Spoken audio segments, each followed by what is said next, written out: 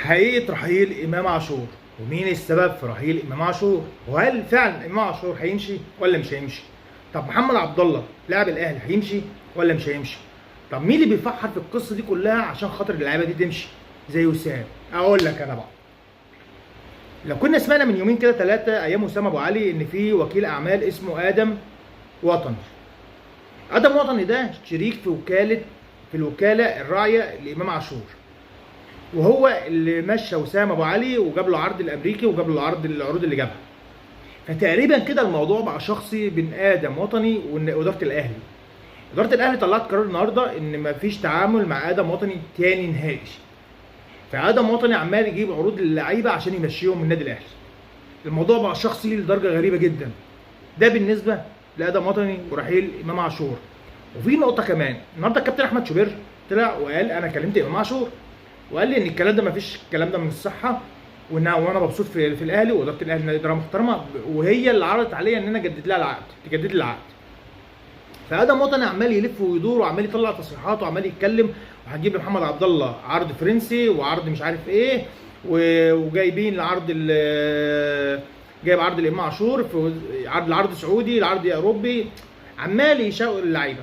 فيا دي وطني دي كده في حاجه شخصيه بينك وبين اداره الاهلي. فاداره الاهلي لغت النهارده التعامل معاك. ده بالنسبه لموضوع امام عاشور، محمد عبد الله وادم وطني.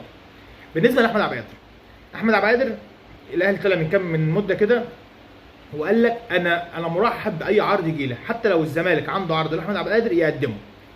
جه النهارده عرض لاحمد عبد القادر من بيراميدز والاهلي مرحب بيه، بس هيبقى صفقه تبادليه. والاخبار الايام الجايه هتبين لنا احمد عبد القادر هيروح الزمالك ولا بيراميدز. يعني الكلام كتير طالع ان احمد عبد القادر لا هيروح الزمالك، لا هيروح بيراميدز، لا هيروح الزمالك. بس النهارده في عرض رسمي جه، او عرض شبه رسمي جه من بيراميدز ان احمد عبد القادر يروح بيراميدز. هتقول لي بيراميدز، هقول لك ما دلوقتي بقى في علاقه طيبه بين اداره الاهلي واداره بيراميدز وناس كبيره. يعني كابتن الخطيب قعد مع رئيس نادي اللي هو ممدوح بيه، قعدوا مع بعض الاثنين، قعدوا مع بعض وصفوا الامور.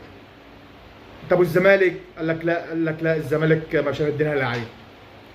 دي بالنسبه للاخبار بالنسبه لاحمد عبد القادر وبيراميدز، وعلاقه بيراميدز دلوقتي بالاهلي والزمالك ببيراميدز، وعلاقه رحيل امام عاشور ومحمد عبد الله وادم وطني، والقصه العبيطه اللي شغاله اليومين دول.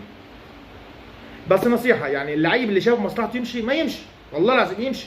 جايب لنا فلوس حلوه هيجيب مكانه لعيب ما يمشي. بس هي المشكله بقى في اداره الاهلي. اللعيب اللي هيمشي هتعوضوه ولا هتجيبوا صفقات مكانه؟